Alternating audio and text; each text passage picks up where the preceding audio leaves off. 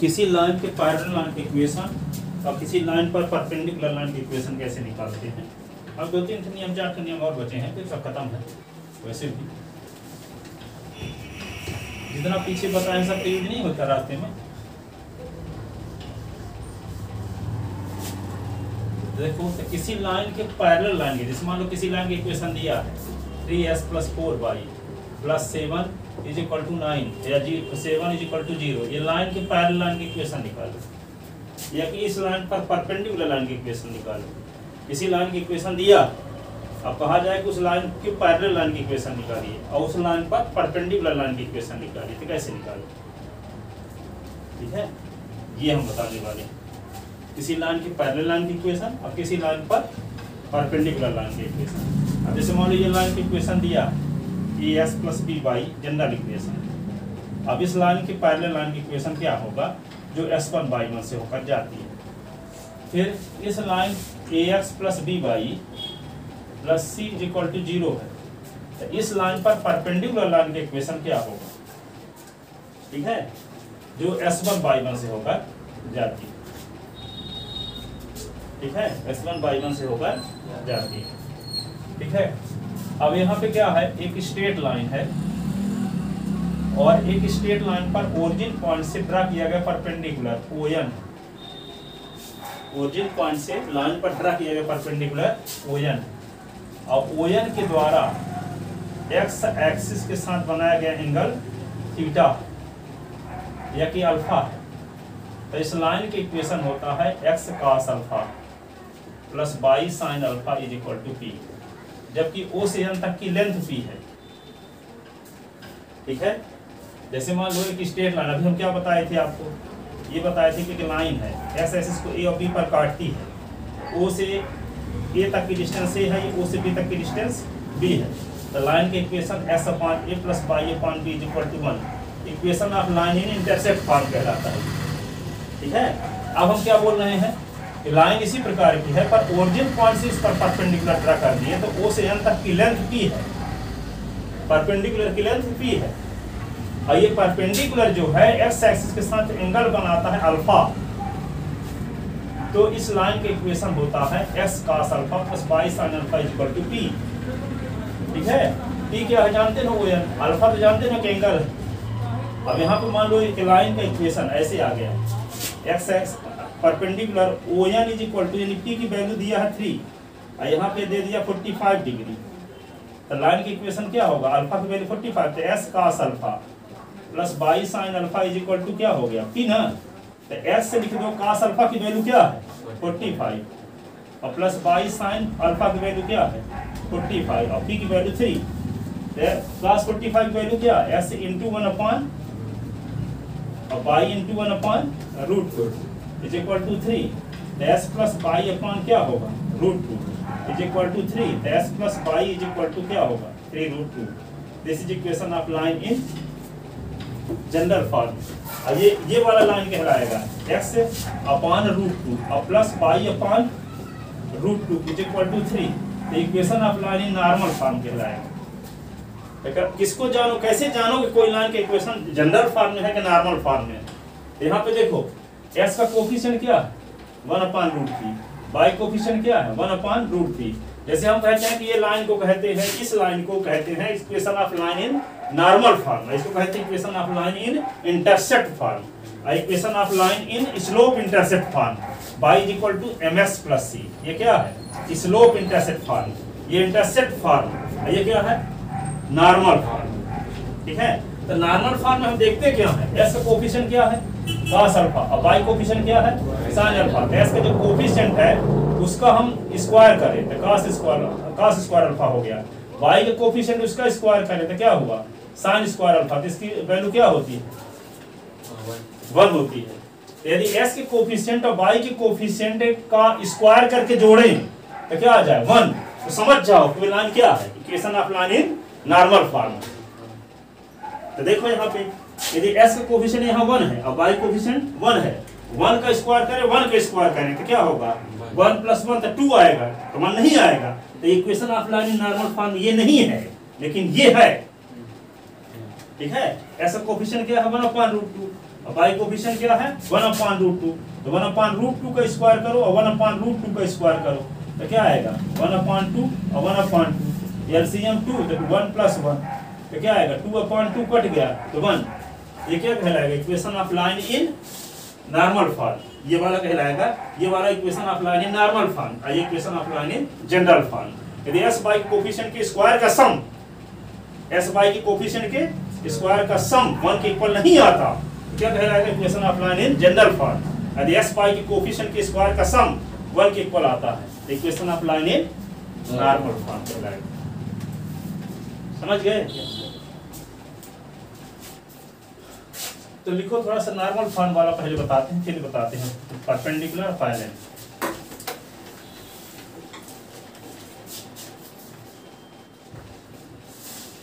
To find the equation of line, to find the equation of line in normal form,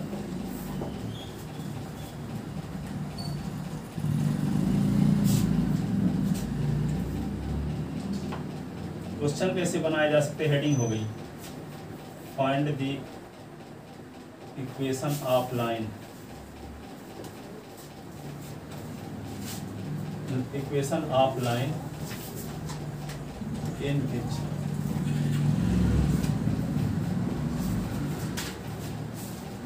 length of perpendicular, length of perpendicular run from origin up on the line HP and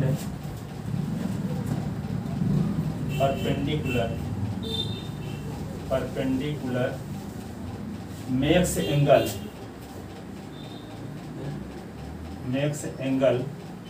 alpha with x axis,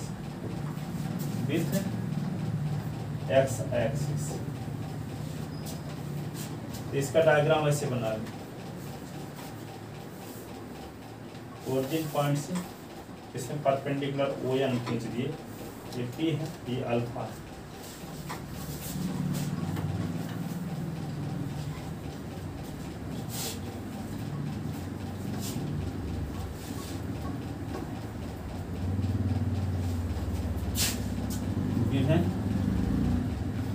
ये line AB, draw ON perpendicular on AB और ON is equal to P, angle NOA is equal to alpha, then the equation of line, then the equation of line AB is x cos alpha plus y sin alpha is equal to P. This is equation of line in normal form. This is equation of line in normal form. Equation of line in normal form. This is equation of line in normal form.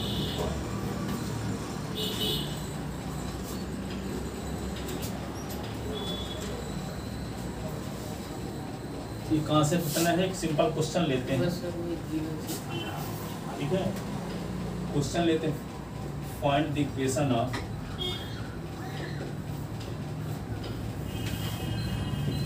Of line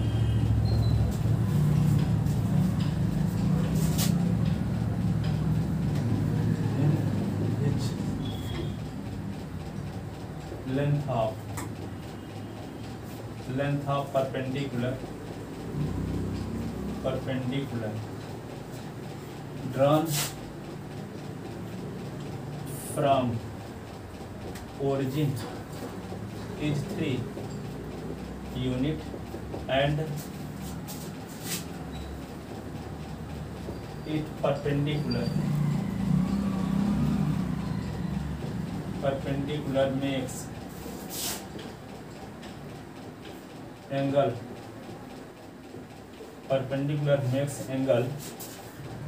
45 degree with x-axis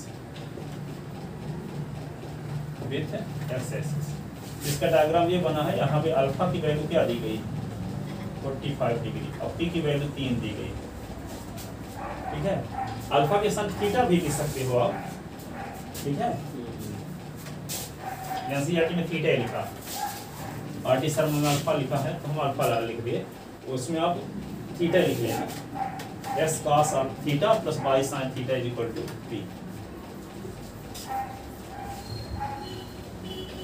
तो लिखो given a line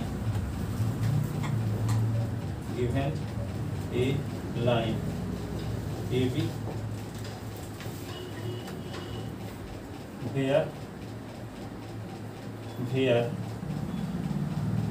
ON perpendicular to AB and ON is equal to P is equal to 3 unit. Angle NOA is equal to alpha is equal to 45 degree. Theta लिख लेते, theta is equal to 45 degree.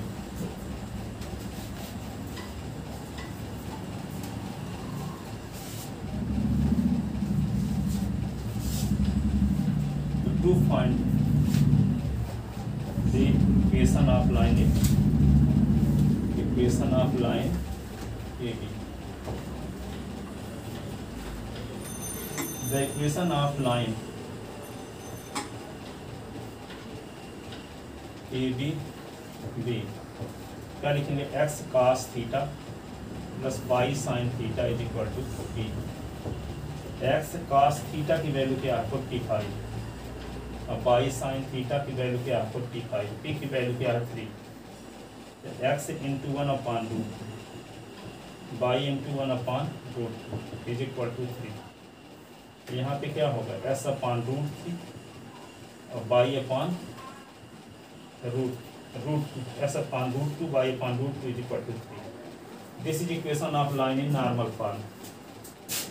This is equation of line in normal form.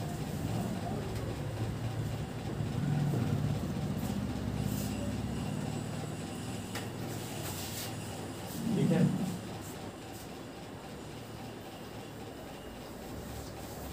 तो normal form क्यों है, because लिखे देते हैं because coefficient of x का square plus coefficient of y का square is equal to 1। That is S का coefficient क्या है 1/√2 का स्क्वायर और 1/√2 का स्क्वायर इज इक्वल टू 1। तो 1/2 प्लस 1/2 इज इक्वल टू 1। तो यहाँ पे क्या 2 LCM हुआ तो 1 + 1 इज इक्वल टू 1। तो 2/2 इज इक्वल टू 1। तो 1 is equal to 1 which is 2। इसका मतलब ऐसे कोफिशिएंट और वाई के कोफिशिएंट के स्क्वायर का सम बन आ रहा है कि नहीं, इसलिए क्या है equation of line in normal form. तो कोई भी दुनिया का इक्वेशन मिल जाए ऐसा इसमें इसका कोफिशिएंट और वाई के कोफिशिएंट का स्क्वायर करके जोड़ें तो क्या है 1, तो समझ जाओ लाइन क्या नॉर्मल फॉर्म। और नॉर्मल फॉर्म का जब आ गया तो जो राइट हैंड साइड में होगा वो क्या कहलाएगा लेंथ ऑफ परपेंडिकुलर। यहाँ पे 1 क्या लेंथ ऑफ जो राइट हैंड साइड में, ये नॉर्मल फॉर्म इक्वेशन है ना, राइट हैंड साइड में जो वैल्यू है वो क्या कहलाएगी length of perpendicular drawn from origin upon the line. क्या कहलाएगी length of perpendicular drawn from origin upon the line. ठीक है, तो किसी लाइन की इक्वेशन दिया गया हो और कहा जाए कि ओरिजिन पॉइंट से उस लाइन पर परपेंडिकुलर खींच दिया जाए, उस परपेंडिकुलर की लेंथ कितनी होगी। इसका मतलब क्या होगा उस लाइन की इक्वेशन को नॉर्मल फॉर्म में बदलना पड़ेगा और फिर s cos alpha plus y sin alpha equal to p से कंपेयर करना पड़ेगा, तो राइट p की वैल्यू आ जाएगी।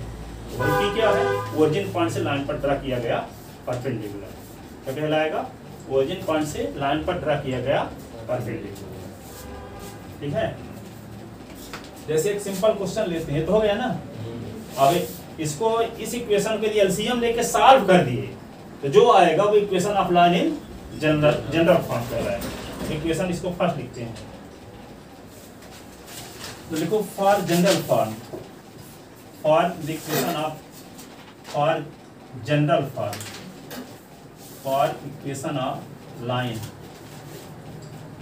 Equation of line first in general form,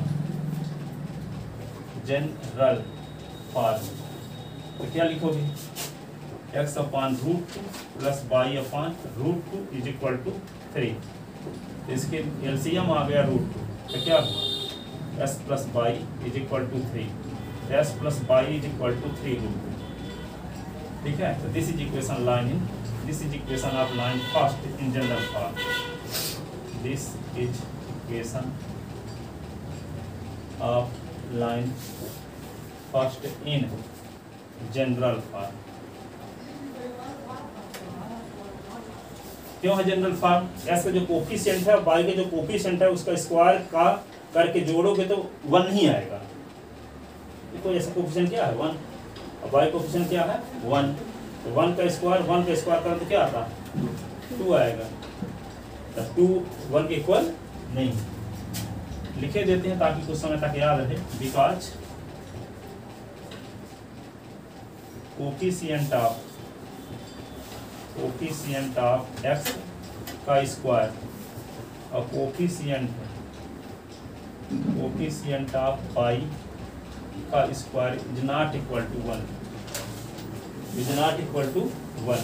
तो यहाँ s का कोफिशिएंट 1 है, यहाँ 1 का square is not equal to 1, तो 1 plus 1 is not equal to 1, तो 2 इज नॉट इक्वल टू 1। वहाँ दोनों सेम आया था लेकिन यहाँ दोनों इक्वल नहीं आ रहा।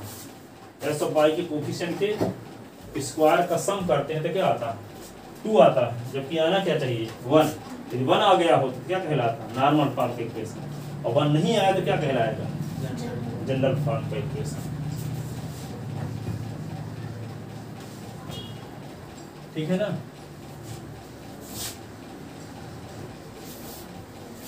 एक क्वेश्चन देखो कैसे दूसरे टाइप पूछा जा सकता है, convert equation 3s plus 4y is equal to 12 in normal form,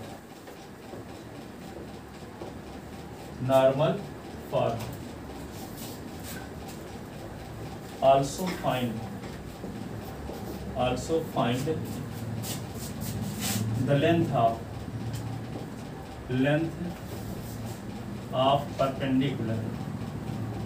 perpendicular drawn from origin up on the line. Also find length of perpendicular drawn from origin upon the line. ठीक है, upon the line.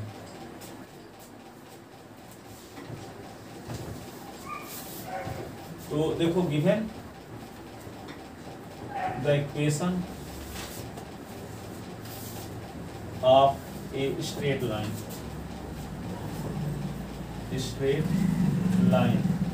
B क्या है 3s plus 4y is equal to 12, equation first. अब यहाँ पे देखो s का coefficient देखो 3 है ना, 3 का स्क्वायर करो तो क्या आएगा 9, 4 का स्क्वायर करो तो 16, 9 और 16 25 होता है, तो 1 नहीं आ रहा। इसका मतलब जनरल फॉर्म है कि नहीं है, ये कंफर्म है कि जनरल फॉर्म में ही है, ये नॉर्मल फॉर्म नहीं है। तो इसको किसमें बदलना है, नॉर्मल फॉर्म में कन्वर्ट करना है। ठीक है, then we have to convert equation first in normal form, normal form. ठीक है, आप देखो विशेष राज की बात बताते हैं आप। ये तो आप जानते हो कि ये जनरल फॉर्म इक्वेशन दिया है, तो नॉर्मल फॉर्म में बदलने के लिए तो क्या जानते हो क्या होता है normal form? x cos theta और y sin theta is equal to t होता है ना। क्या होता है? x cos थीटा और y sin theta is equal to p होता है। ठीक है, तो cos थीटा का फॉर्मूला होता क्या है? बेस अपॉन हाइपोटेनस, और sin थीटा का परपेंडिकुलर अपॉन हाइपोटेनस। अपॉन में किसकी जरूरत है? हाइपोटेनस की। तो यदि हम s के कोफिशिएंट को बेस मान लें और y के कोफिशिएंट को परपेंडिकुलर मान लें, तो अपॉन में क्या आना चाहिए? रूट ऑफ बेस के स्क्वायर प्लस परपेंडिकुलर के स्क्वायर। तो इसका कोफिशिएंट को क्या मान लें? बेस है, और y कोफिशिएंट को मान लें परपेंडिकुलर। तो अपॉन में किसकी जरूरत है? रूट ऑफ बेस का स्क्वायर प्लस परपेंडिकुलर का स्क्वायर। तो रूट ऑफ क्या? 3 का स्क्वायर प्लस 4 का स्क्वायर। 3 का स्क्वायर 4 का स्क्वायर क्या होगा? 25 का स्क्वायर। तो 5 क्या आ जाएगा? हाइपोटेनस होगा ही, जिसका बेस 3 हो, हाइपोटेनस है जिसका बेस 3 हो, परपेंडिकुलर 4 हो। ऐसे राइट ट्रायंगल का हाइपोटेनस क्या होगा? 5 होगा ना। इसका मतलब अपॉन में 5 कर दिया जाए, तो इसको बेस तो माने ना है, इसको परपेंडिकुलर माने है, तो क्या हो जाएगा? Base upon hypotenuse. ये क्या हो जाएगा? Perpendicular upon hypotenuse. तो बेस अपॉन हाइपोटेनस के स्थान पे क्या लिखा जा सकता है? cos theta. और परपेंडिकुलर अपॉन हाइपोटेनस के स्थान पे क्या लिखा जा सकता है? sin theta. तो क्या आ जाएगा? x cos theta plus y sin theta. तो यहाँ पे अब 5 से डिवाइड, इसको भी डिवाइड करना पड़ेगा। इसका मतलब हम क्या किया करें? x और y के कोफिशिएंट के स्क्वायर के सम के स्क्वायर रूट ऑफ से डिवाइड कर दें। x y के कोफिशिएंट के स्क्वायर के सम के रूट से क्या कर दें? डिवाइड कर दें। जनरल फॉर्म किसमें बदल जाएगा? Normal form. ठीक है, क्योंकि x का कोफिशिएंट को बेस मान लिया जाए और y के कोफिशिएंट को परपेंडिकुलर मान लिया जाए, तो हाइपोटेनस होगा क्या? x y के जो कोफिशिएंट है उनका स्क्वायर करें, स्क्वायर करके ऐड करें, ऐड करके रूट लगाएं, रूट लगाने के बाद क्या मिल जाएगा? हाइपोटेनस। ठीक है, तो उसके हाइपोटेनस से डिवाइड कर दें। तो किसी जनरल फॉर्म को नॉर्मल फॉर्म बदलने का प्रोसेस क्या है? उस जनरल फॉर्म के इक्वेशन में एस वाई के जो कोफिशिएंट हो उनका स्क्वायर कर दो, स्क्वायर करके जोड़ दो, जोड़ करके रूट लगा दो, रूट लगाने के बाद जो आए उससे डिवाइड कर दो, पान में हाइपोटेनस आ जाए। पान में क्या आ जाएगा? ऊपर तो बेस था, एक में परपेंडिकुलर था, तो बेस अपान क्या आ जाएगा? हाइपोटेनस, और परपेंडिकुलर अपान हाइपोटेनस। तो एक बन जाएगा एस कॉस थीटा और दूसरा क्या बन जाएगा? By sine theta. ठीक है, तो डिवाइड कर तो दोनों साइड में करोगे। तो पहले तो एक कांस्टेंट टर्म था, लेकिन डिवाइड करने के बाद अब क्या आ गया? ओरिजिन पॉइंट से लाइन पर ड्रा किया गया परपेंडिकुलर लेंथ आ गया डिवाइड करने के बाद, ये राइट हैंड साइड वाला। ठीक है, क्योंकि left hand side S cos alpha by sine alpha बदला, तो राइट हैंड साइड पी अवश्य होगा। क्या होगा? राइट हैंड साइड पी होगा। पी का मतलब ओरिजिन पॉइंट से लाइन पर ड्रा किया गया परपेंडिकुलर। ठीक है ना? इसे समझ में आया कि एस और वाई के कोफिशिएंट के स्क्वायर के सम के स्क्वायर रूट ऑफ से डिवाइड करते क्यों हैं? एस वाई के कोफिशिएंट के स्क्वायर के सम के स्क्वायर रूट ऑफ से डिवाइड इसलिए करते हैं ताकि अपान में हाइपोटेनस आ जाए, तो वो क्या होगा? नॉर्मल फॉर्म में बदल जाएगा। तो क्या रहेंगे? Dividing equation first by dividing for normal form, for normal form of equation, equation first dividing equation first by under root 3 का स्क्वायर प्लस 4 का स्क्वायर।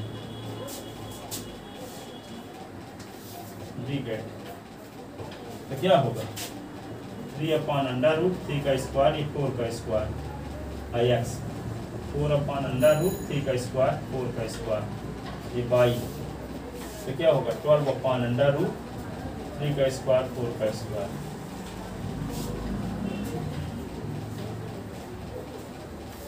ये क्या होगा? बेस अपान हाइपोटेनस, परपेंडिकुलर अपान हाइपोटेनस।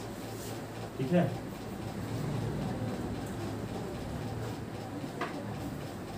तो तो 3 अपान होगा 5x अब 4/5 ये पाई इज इक्वल टू 12/5।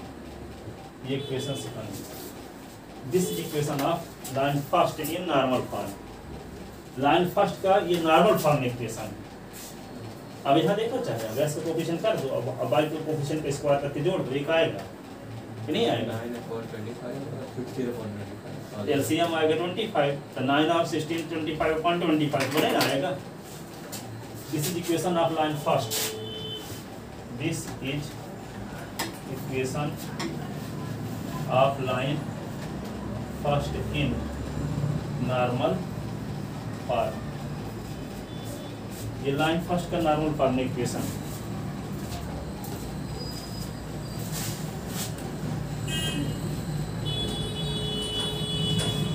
अब क्या करेंगे? कंपेयर इक्वेशन सेकंड में। स्ट्रेट लाइन वाले चैप्टर में जैसे जो ज्योमेट्री वाले चैप्टर में उनमें कभी गैप ही ना करो, नहीं तो दूसरे दिन कैसे समझा पाएंगे जो नहीं गैप कर दिए। तो compare equation second with 11th class और 12th क्लास। मैथ में गैप कभी ना ट्यूशन में करो, जब ट्यूशन शुरू हो जाए सोचते हो कि मैथ बने भी हमसे। तो इसके लिए compare equation second, compare equation second with x cos alpha plus x cos theta लिख दें plus y sin theta is equal to theta. Alpha जो है नोवोसिलर में भी लिखा है ना, और लंबे समय से 300 साल से अल्फा लिखते चले हैं, हैबिट अल्फा की बनी है। कंपेयर, जबकि एनसीईआरटी में थीटा लिखा है, तो compare equation second with x cos theta plus y sin theta is equal to p। We get, तो क्या होगा? cos theta is equal to 3/5, sin theta is equal to 4/5 और p इज इक्वल टू क्या आ गया? 12/5। 12 क्या है? Length of perpendicular drawn from origin upon the line है। और ये अल्फा, ये जो थीटा क्या है, वो नॉर्मल के द्वारा एक्स एक्सिस से बनाया गया एंगल। एंगल भी निकालना तो निकाल सकते हो, कैसे निकालोगे? Sine theta upon cos theta कर दो, दोनों का यूज हो जाएगा। तो साइन थीटा की वैल्यू क्या है? 4/5। कॉस थीटा की वैल्यू क्या है? 3/5। 5 कट गया तो क्या आ गया? 4/3। और ये क्या होगा? tan theta is equal to 4/5 4/3। और tan में 4/5 किसकी वैल्यू होती है? जानते नहीं। 1 होता 45 लिखते, √3 होता 60 लिखते, 1/√3 होता tan 30 लिखते, 33 इनफिनिटी नहीं 4/3 आ रहा है, तो किसी की वैल्यू नहीं है tan में, जो हम लोग जानते हैं। बीचों बीच होगी, लेकिन अगर 30 45 60 90 में से तो कुछ नहीं होगा। इसका मतलब इसको कैसे लिखना पड़ेगा? इस एंगल को ऐसे लिखना पड़ेगा। tan को उधर ले जाओ, जैसे मान लो AB is equal to C है, तो B इज इक्वल टू निकाल तो 1/A ना होगा, फिर C, तो B is equal to 1/A को A इनवर्स कहते हैं नहीं। इसी प्रकार cos tan को उधर ले जाते हैं, तो 1/tan होगा, ऊपर ले जाओगे तो tan इनवर्स है 4/3। थीटा इज इक्वल टू क्या लिख देंगे? tan inverse 4/3। ये एंगल आ गया। Hence length of perpendicular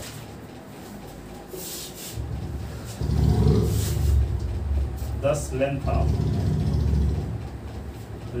perpendicular drawn from origin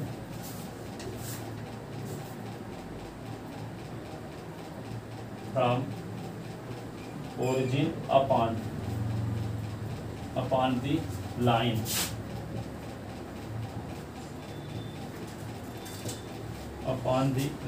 is 4/3 12/3 ON is equal to P is equal to 12/3 12/5। इसका मतलब कोई लाइन होगी इस प्रकार की AB, यहाँ परपेंडिकुलर ON खींचा गया, तो P की लेंथ तो क्या आ गया? 12/5। और ये एंगल क्या होगा? tan inverse 4/3। ये अल्फा, ये थीटा बराबर, ठीक है। थीटा बनाओ क्या होगा, जैसे मान लो यहाँ पे tan 45 की वैल्यू होती है 1, होती है ना, tan को उधर ले जाओगे तो 45 के स्थान पे लिखा जा सकता है tan इनवर्स 1। tan इनवर्स 1 एक एंगल हुआ कि नहीं हुआ, जो किसको शो करता है 45 डिग्री को, ठीक है। जैसे tan 60 इज इक्वल टू है √3, तो 60 इज इक्वल टू क्या होगा tan इनवर्स √3, तो tan इनवर्स एक एंगल को रिप्रेजेंट करता, अब ये क्या है 60 डिग्री, ठीक है। अब यहाँ पर tan 30 इज इक्वल टू क्या होता है 1/√3, तो tan को उधर ले जाओ तो 30 डिग्री किसको रिप्रेजेंट कर रहा है, tan इनवर्स 1/√3 को रिप्रेजेंट कर रहा है। tan इनवर्स 1/√3 किसको रिप्रेजेंट कर रहा है, 30 डिग्री को रिप्रेजेंट कर रहा है। tan इनवर्स √3 किसको रिप्रेजेंट कर रहा है, 60 डिग्री को रिप्रेजेंट कर रहा है। tan इनवर्स 1 किसको रिप्रेजेंट कर रहा है, 45 डिग्री को रिप्रेजेंट कर रहा है, ठीक है। ना 45 की वैल्यू है ना 60 की है, 30 की मान लो 44 का हो सकता है 50 का हो सकता है 70 का हो सकता है 35 का हो, ठीक है। तो हम तो जानते नहीं है तो कैसे लिखेंगे, ये तो जानते हो कि ये भी एंगल है, ये भी एंगल है, ये भी एंगल है, ये भी एंगल है, ये लिखो चाहे ये लिखो, ठीक है। तो यहाँ पे जो आया है tan इनवर्स से क्या आया है, tan इनवर्स 4/3 एंगल है, पर जाना माना एंगल नहीं है जो हम जानते हैं, ठीक है। उनमें से कौन एंगल हो सकता है 30 डिग्री, 45 डिग्री, 60 डिग्री के अलावा हो सकता है। अब ये एंगल क्या हम जानते नहीं है, मतलब नहीं है हमको, एंगल वो इसी रूप में बोलेंगे। ये एंगल क्या है tan इनवर्स 4/3, tan इनवर्स क्या है, तो जो परपेंडिकुलर है वो एक्स एक्सिस के साथ एंगल क्या बना रहा है tan इनवर्स 4/3 डिग्री का। समझ में आया कि नहीं आया, इस प्रकार जो दिखाए तो ये एंगल हुआ ना, और वो एंगल नहीं है जो हम अभी तक जानते थे, ठीक है। तो length of perpendicular drawn from origin upon the line is ON is equal to P is equal to 12.5 unit and angle NOA is equal to theta is equal to tan inverse 4/3। इस प्रकार किसी line का general equation दिया है, दो चीजें हम निकाल सकते हैं, कौन, ओरिजिन पॉइंट से लाइन पर ड्रा किया गया परपेंडिकुलर लेंथ निकाल सकते हैं, और उस परपेंडिकुलर के द्वारा लाइन से बनाया गया एंगल निकाल सकते हैं, उस परपेंडिकुलर के द्वारा लाइन से बना एंगल निकाल सकते हैं कि नहीं।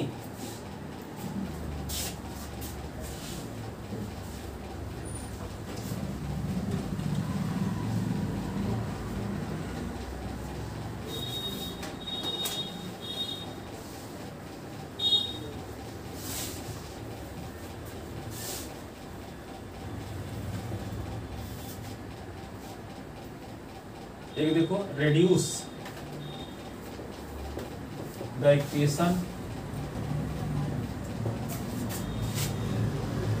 Of line x plus y is equal to √2 in normal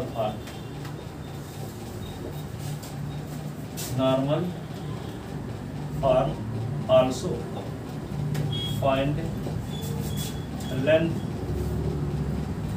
of perpendicular drawn from origin upon the line, length of perpendicular drawn from origin upon the line and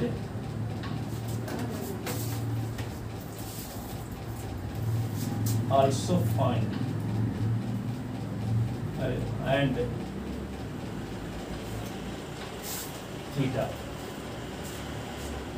theta की value निकालो।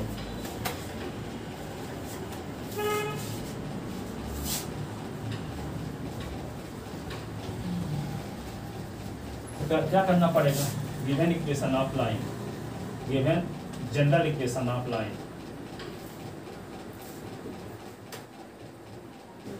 कैसे दावे के साथ कह सकते हैं जनरल इक्वेशन ऑफ लाइन, हाँ 2 आ रहा 1 नहीं आ रहा, given general equation of line s plus y is equal to root 2 equation first. Then we have to convert. We have to convert equation first in normal form. In normal form. For normal form.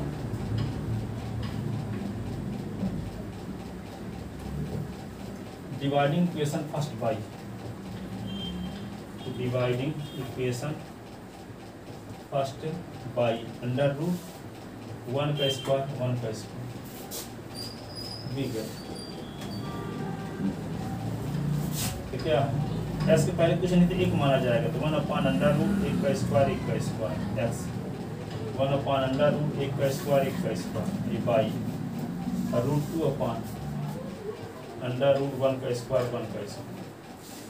तो क्या आ गया 1 upon root 2 x 1 upon root 2 ये by root 2 upon root ये cut गया।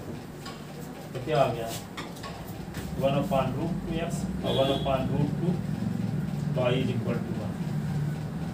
Equation हो गया second.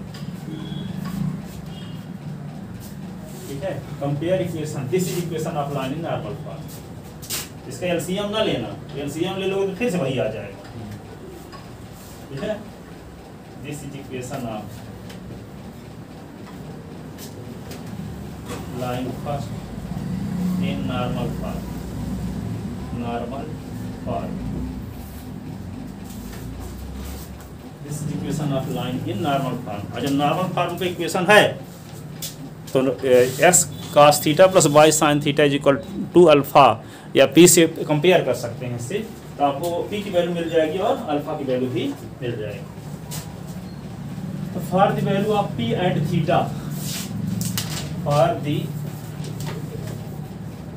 Value of p and theta compare equation second, compare equation second with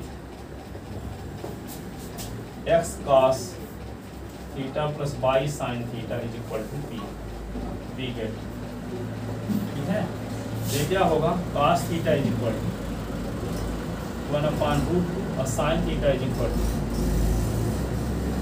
1 upon root 2 और पी इज इक्वल टू क्या होगा 1, पी इज इक्वल टू 1। इससे tan theta निकाल, दोनों का यूज हो जाए ताकि साइन cos दोनों का, tan थीटा अथवा cot थीटा। tan थीटा को लिख सकते हैं sin theta upon cos theta. sin theta की वैल्यू पता है 1 upon root 2, cos theta 1 upon root 2 cut गया तो क्या आ गया 1। तो यहाँ पे tan theta is equal to क्या आ गया 1 और 1 किसकी वैल्यू है tan 45 की। ये क्या आएगा theta is equal to 45 degree या pi by 4 radian, pi by 4 radian. तो आपको किसकी वैल्यू मिल गई, पी की वैल्यू भी मिल गई और अल्फा। पी क्या है length of perpendicular drawn from origin upon the line. ठीक है, और परपेंडिकुलर के द्वारा लाइन से बनाया गया एक्स एक्सिस से बनाया गया एंगल थीटा।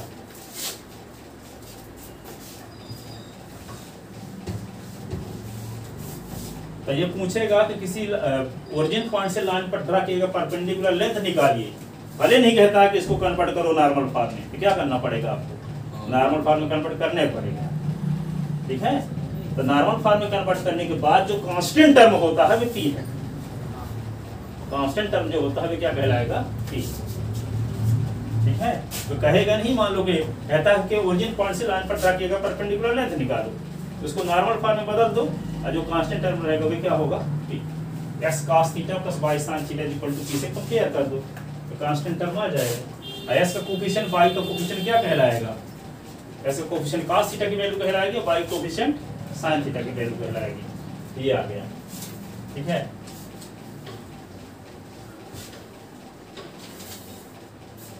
अब किसी लाइन के पैरेलल लाइन के इक्वेशन कैसे निकालेंगे और परपेंडिकुलर लाइन के इक्वेशन कैसे निकालेंगे, फिर दो पैरेलल लाइन के बीच की डिस्टेंस कैसे निकालेंगे, किसी पॉइंट से किसी लाइन पर ड्रा किया गया परपेंडिकुलर लेंथ कैसे निकालेंगे।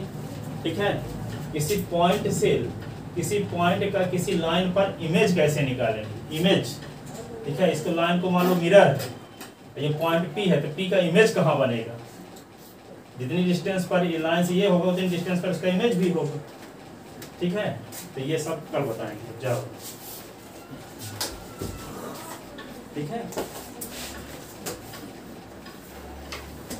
क्वेश्चन पूरे बता दिए जाएंगे एनसीईआरटी पर, सीरियलिटी मेरी रहेगी, एक भी क्वेश्चन छूटेगा नहीं, तो बिना कोई एग्जाम्पल छूटेगा, सब बताएंगे। अभी तक जितना बताएं सब एनसीईआरटी भी बताएंगे। एक आध क्वेश्चन है बताते हैं उससे कहाँ से संबंधित कहीं कहीं, पर ज़्यादा से ज़्यादा ये सब एनसीईआरटी वाले।